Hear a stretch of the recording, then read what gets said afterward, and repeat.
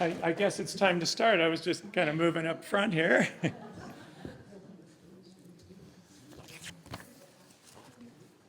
So you all came to see little old me? How about that? Wow.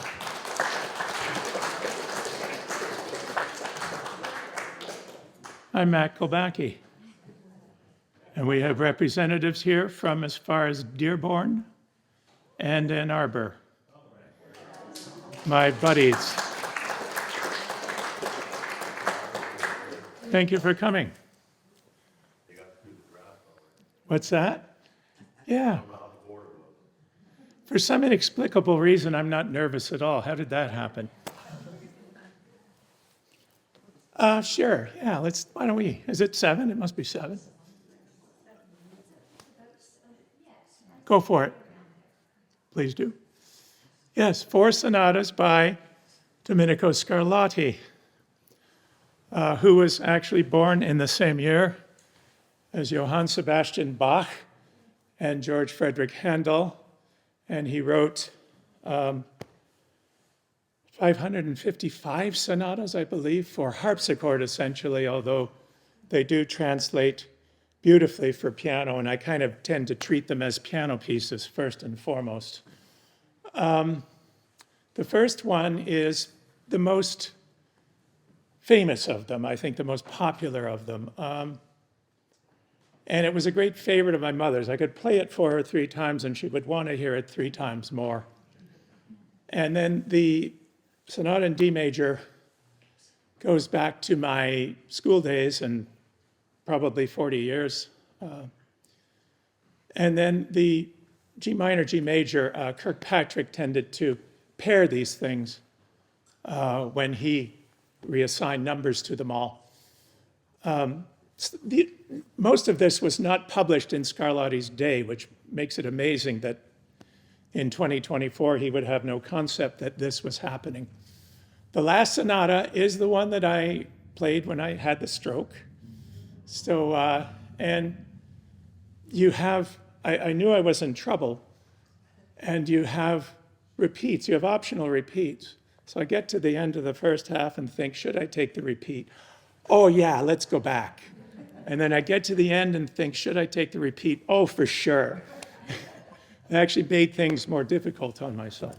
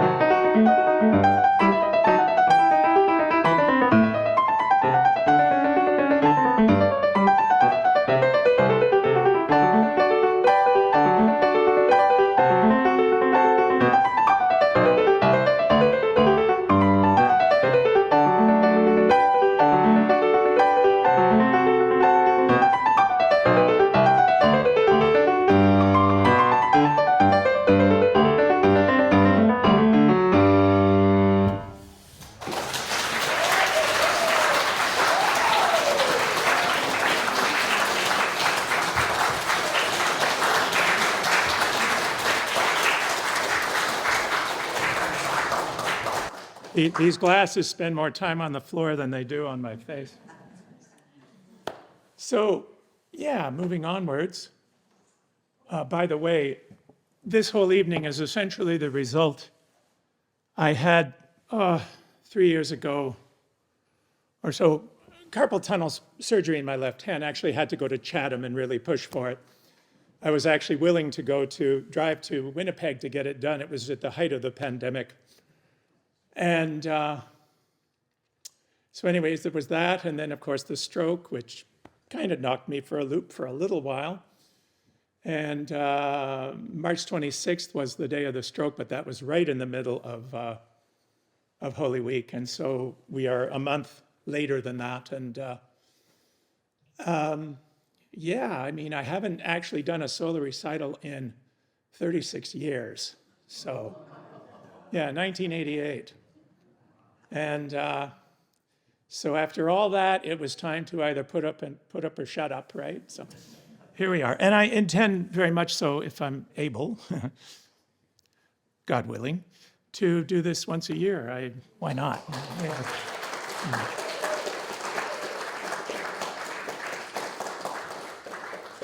One of the great stories, one of the most amazing pianists and composers of all time, blind Tom Wiggins was a slave, born to a slave family, was because he was blind and what we would call autistic today, he was discarded as a very young child and thought to be probably insignificant. But he showed tremendous pianistic prowess when he was like 4 years old. He was playing the pieces that he had heard the daughters of his owner perform. And so that began this incredible career. He would perform 4 times a day. He was a combination, unprecedented genius and small child. He had that going on. And he would speak in the third person, Tom's going to play a piece of music. He loved sound, like the audience would go crazy and he'd stand up and go crazy with them. I should try that, really. No. There's how you guarantee a standing ovation, right? No, but it was not out of ego. It was he loved sound. He loved sound. Like if they would say that if there wasn't any sound happening as a child, he would make it happen. He would clang pans or whatever, and he would imitate those sounds. And this led to the compositions where, like, if you hear his composition, Rainstorm, you hear a rainstorm. Sewing machines, same thing, just beautiful. And his principal exponent is a man by the name of John Davis, who I've been in communication with, and I may tell him that I did this tonight. I think he'll be happy about that, because he really, long before, the internet and everything, he very much championed Blind Tom. But so the first piece is Oliver Gallup, short little sprightly piece. And it was actually written in honor of one of Tom's handlers. So.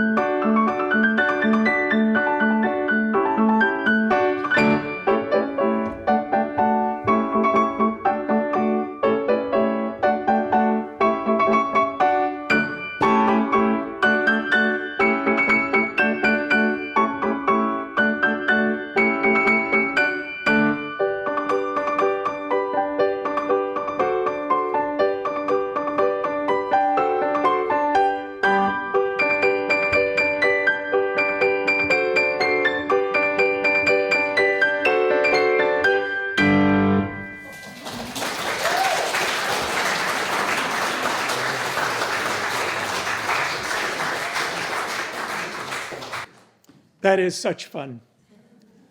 Now, the Blind Tom Waltz, this I sort of had to dig for online. It's a weird time we live in because,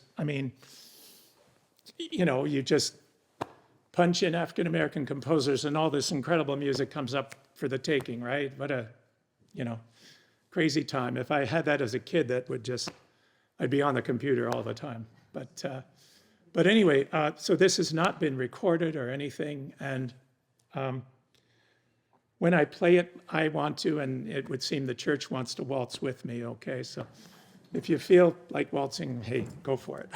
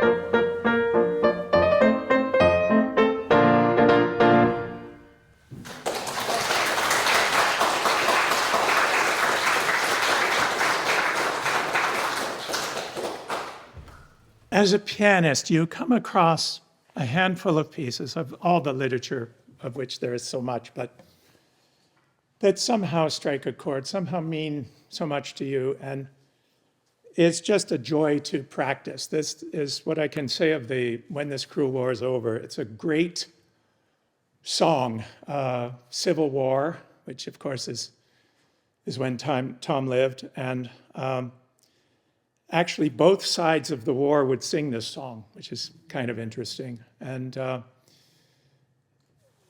this is just, I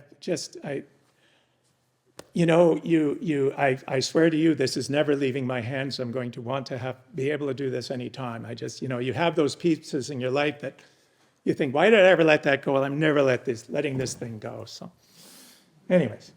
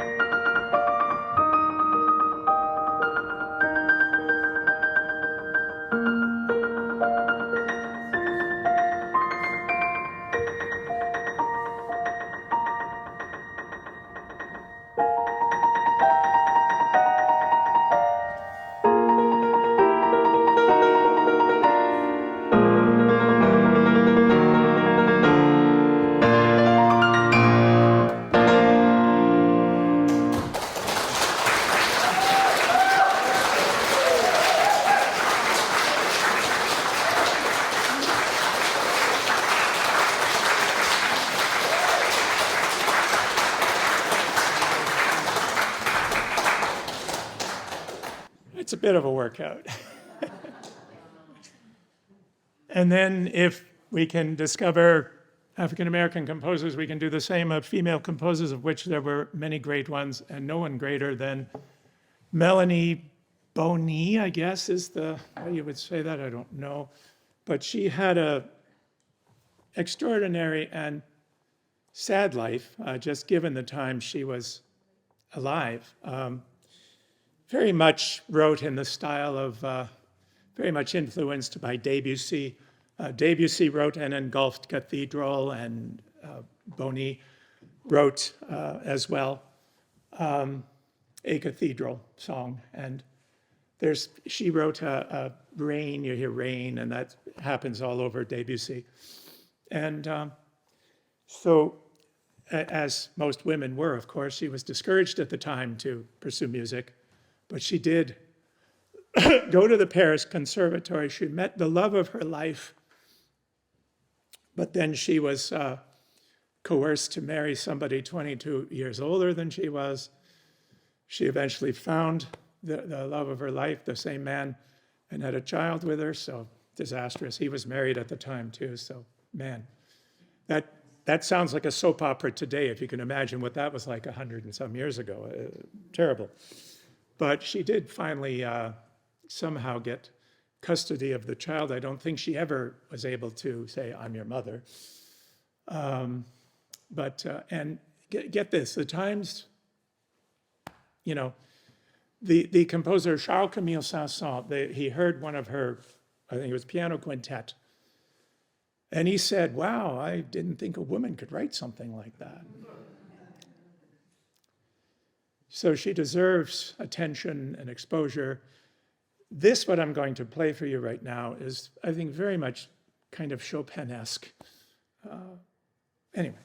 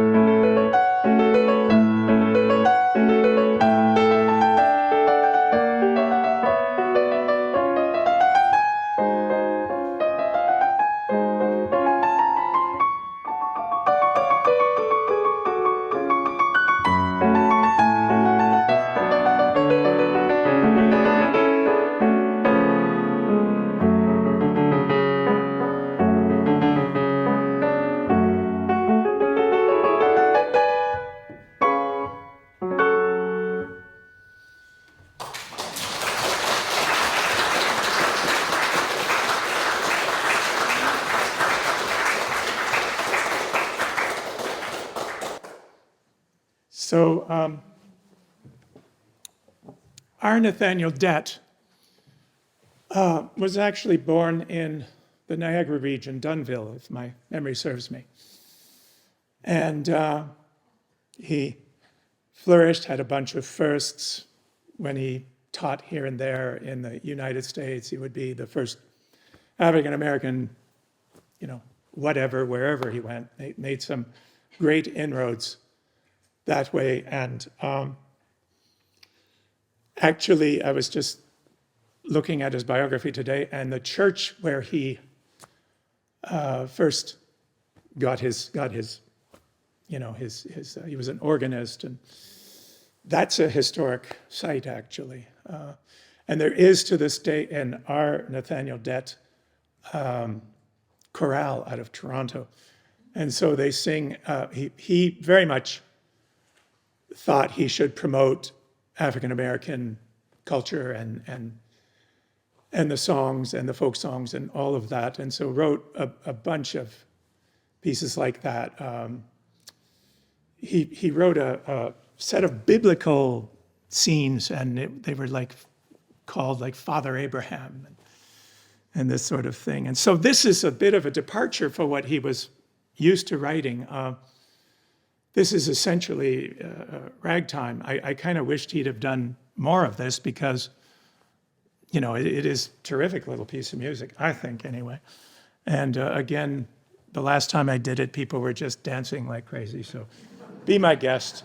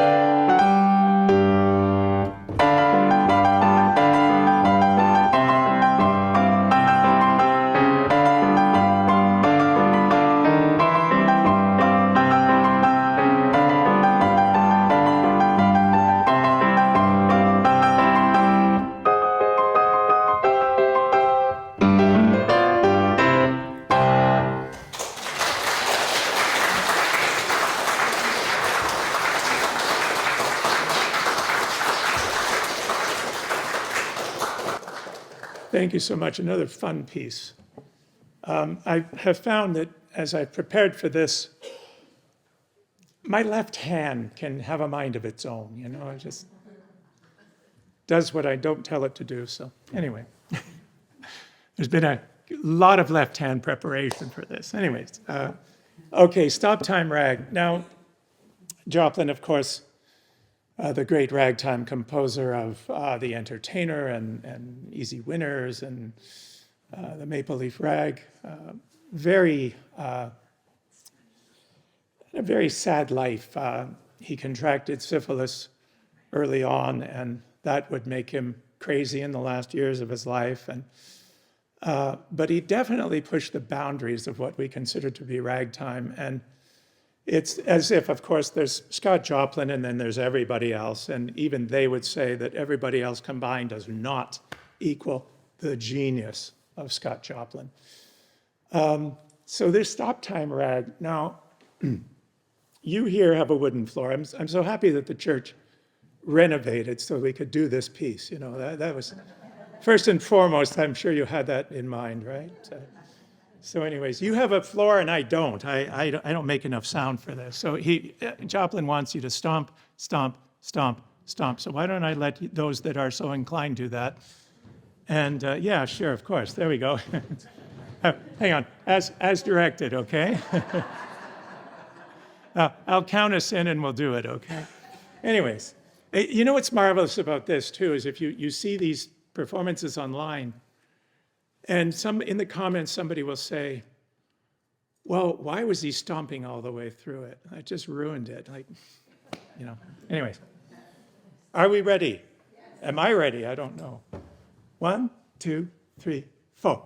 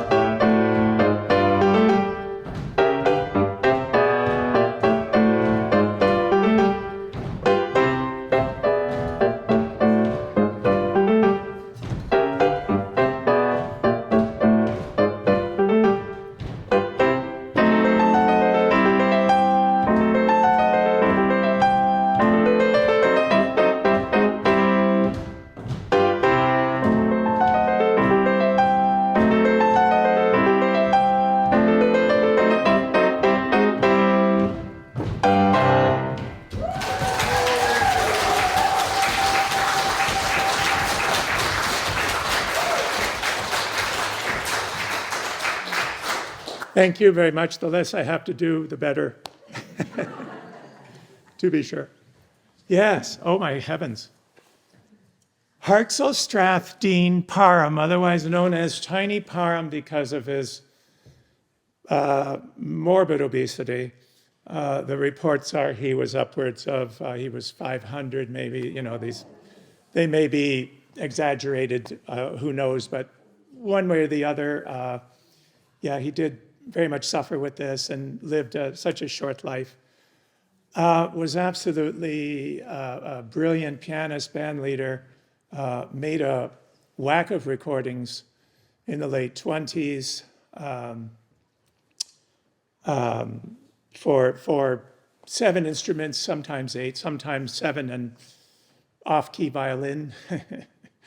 And I'm quite happy and proud to say that I've actually transcribed every last bit of it.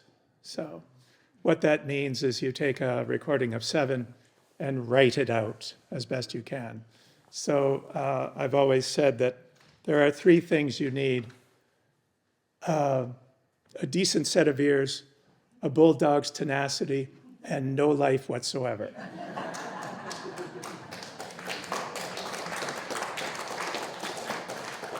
And so I've been blessed with all 3. And so this is from my own 7-piece or whatever, 8-piece version of this. And they don't all work as solo piano. I think this one really does. I'm going to consider, I want to, my cyber world is as cluttered as my physical world, so I want to get back at these and just make sure I have them at hand in case, a band leader or something wants them or what have you. Anyways.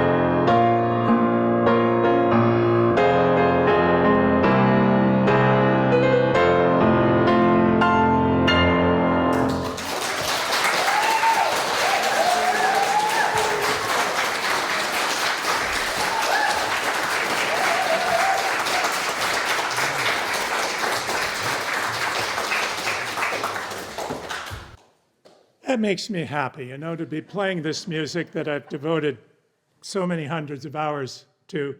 Every year, we would celebrate Tiny Parham's birthday on February 25th. And the last time, and this was in Ann Arbor with a magnificent 10-piece band, and I would feed them charts, charts, charts. And the music was so, the dancers in the crowd would be about 12 feet off it was just amazing. So Anyways. And the other great legacy I've tried to transcribe is that of Joe Sanders.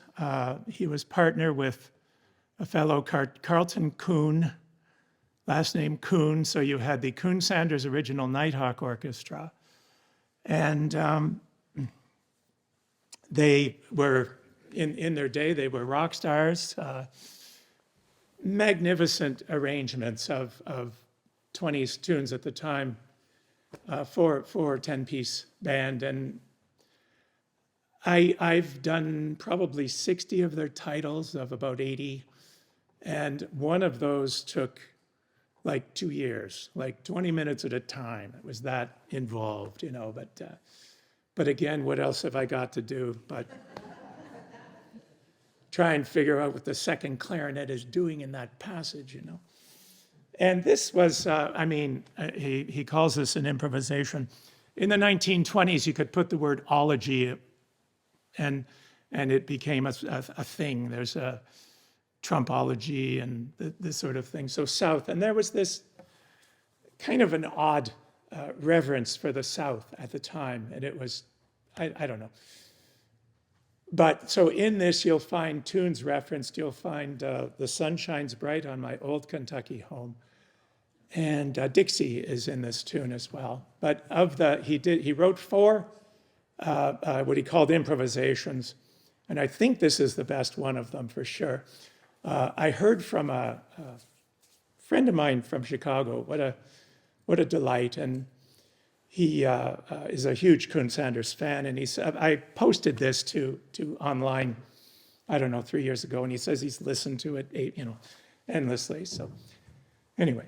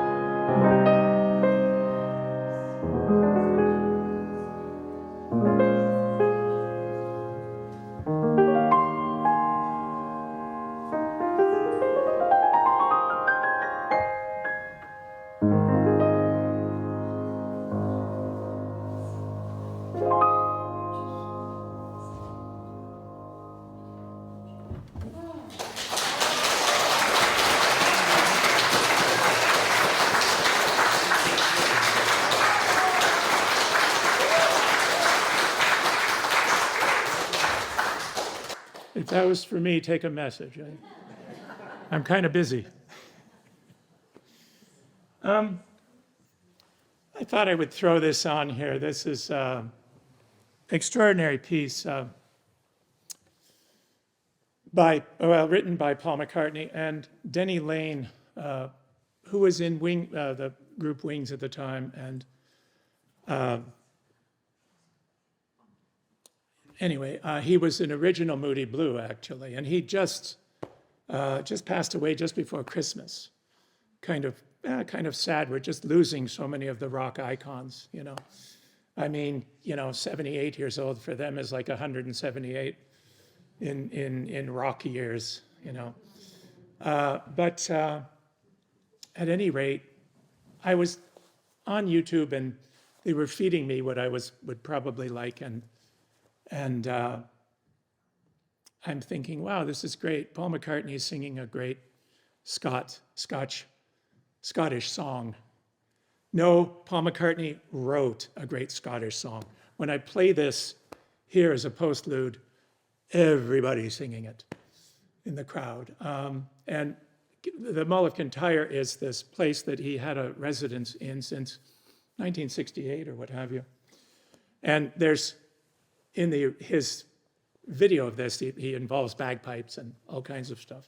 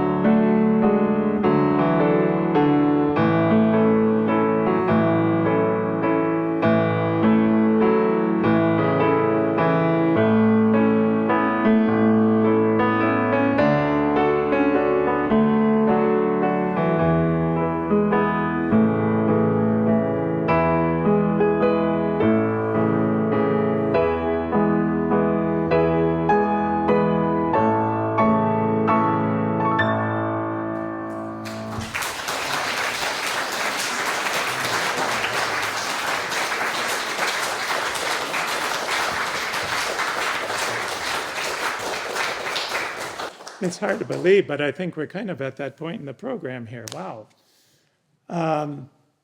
Yeah, before we play the ultimate piece here, I just wanted to close out tonight with thanks for the people and circumstances that have gotten me here tonight and at this place in my life, my parents. When you have a precocious child, especially one that says they want to fully commit to music or any of the creative arts, supporting such a venture can be problematic. There are countless piano lessons to be scheduled and paid for, sacrifices to be made, an instrument and place to practice. My parents quite willfully supported such a venture. We also had season tickets to the Detroit Symphony, which weren't cheap, and I was inspired by legendary artists long gone. We would also smuggle a carton of cigarettes every week from Detroit for my father. The carton was $2.50. Pall Mall Unfiltered, which was like smoking an inner tube. My father, as of February 3rd next year, it will be 50 years since he left us. Fortunately, I have many great memories of him, usually on a golf course. He ran C. Jameson and Company, manufacturers of vitamin supplements. Together with a handful of his coworkers, he worked tirelessly to make Jameson profitable in those early days, who knew it would become one of the leading companies of its kind. My mother left us 6 years ago. She was my very best friend and an absolute saint. She heard me perform hundreds of times. We also went to the Detroit Tiger games many times. My sister Jennifer, she came to our family in 1965. She costs my parents about $17.50. I think the money back guarantee has expired, but even if it hadn't, I think we'll keep her. She is the most admirable person I have ever known, including me. She is the best thing to ever happen to our family. At very least, she kept the 3 boys from killing each other. And then there is my great niece, Madeline, my little bright eyes. When she was a baby, I swear she would enter a room and the room would turn blue. She has the most amazing set of peepers ever. From that day and henceforth and always, she is my little bright eyes. She is kind, caring, loving, compassionate, adorable, and so beautiful. Traits she undoubtedly inherits from her great uncle Matt. When she was real small, I just thought of this today. It was so funny. She would prompt me to, play the piano, and then she would do this. Hilarious. Of course, we had a very challenging time last year with her. On behalf of my sister and I, we thank this parish for all the prayers and well wishes, and for the Ronald MacDonald House in London, Ontario, for making a trying situation more bearable. Here we go. Okay, so the first photo dates from 1997. This was a concert in Toronto at a synagogue. Legendary Jewish-Canadian composers Helen Greenberg and Cyril Irving Glick on my right, and clarinetist Rick Moore on my left. I probably weigh what my 3 colleagues do combined.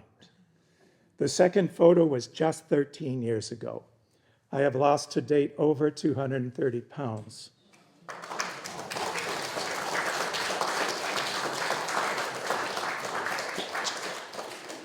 Still a little more to go to be completely irresistible, but I'm almost there. Almost there. I'm also nearly 34 years sober. Needless to say, had I not kicked either habit, I probably wouldn't be here, or at very least, with far more health compromises. I once more want to thank St. Andrew's Parish and the fine people of Amherstburg for saving my life March 26, 2023. It was really very good of you all. Thanks to the EMD people that started treating me immediately and the amazing medical staff that removed the clot from my brain within hours, and the incredible fortune of having the stroke in plain sight of this fine parish. I shudder to think what might have been had the circumstances not been so perfectly aligned. As I retold the story of the stroke and my miraculous recovery on Facebook, I jokingly said I was disappointed, looking forward to my new role as the village idiot. And a parishioner in Dearborn wrote, "The village doesn't need any more idiots." I wish to publicly thank and acknowledge two wonderful women in my life, my adopted mommy, June Fox. June and I go back to 2008, and the Windsor Community Choir, and I was thrilled to reacquaint with her years later here. June carries herself with such grace and dignity and wisdom that can only come from her nearly 98 years of age. For me, the real hardship of the pandemic was not being able to see June. And Judy Pilon. 3 years ago, we were thrust into each other's lives to an extent that either of us could have anticipated, but we have surely made the most of it. Judy is amazing, resilient and tough as nails. Judy is incapable of thinking ill of anyone, except for me, of course. And she positively adores me. Ha! I fooled another one. I thank Reverend Shirley and Terrence, two of the finest people you will ever meet. It was such a red letter day to find them and welcome them into our parish family. They are two of the greatest things that have ever happened to this parish, bar none. Thanks to Shirley for creating this marvelous PowerPoint and to Terrence for recording this concert. If you haven't met their dog, Annie, you simply must. She is quite perfect. Thanks to Deborah Smart and the women of the parish and once more organizing our refreshments that will follow this concert. Thanks to Penny Ann and Tony Baudouin for these flowers up front. I'm glad they're here and can see that. Absolutely gorgeous. And thanks to you all for coming and supporting me and loving me, much appreciated. Lastly, on this program, For My Lady by the one-of-a-kind talent, the late Ray Thomas of the Moody Blues. In 1968, my eldest brother, Mark, brought home the album Days of Future Past. That began a love affair with the Moodies that carries on till today. Judy and I recently saw the last remaining members of the Moodies, Justin Hayward and John Lodge, giving solo concerts in Windsor and Royal Oak, Michigan. At 78 and 80 years old, respectively, they still have it in spades. These were unforgettable performances. 2 days ago, we lost Mike Pinder, original member of the Moodies. Mike Pinder was the very best friends, always, with the composer of this song, For My Lady. I'd like to dedicate this performance to Mike Pinder, his incomparable talent, his life, and his legacy. Here is For My Lady by Ray Thomas, and you will have to refrain Judy from singing along, okay? Or should I say, don't be surprised if she does, because there's no stopping her when she does that. And frankly, it's the most beautiful sound ever, because for that time, she's truly happy. I take my glasses off to see things, by the way.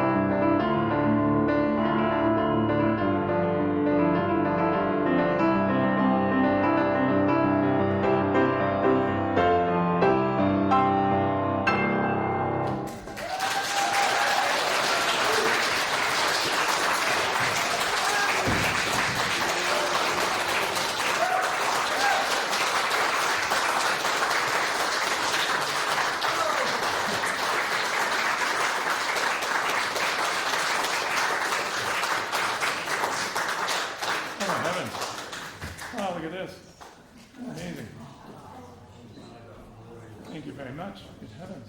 Is this for me? Yes. Are they for you? They're ultimately going to be yours. So, This is for you for doing all the hard work. thank you very much. Yes, thank you all. We appreciate it. Thank you, my heavens. Not even me for performing. Thank you very much.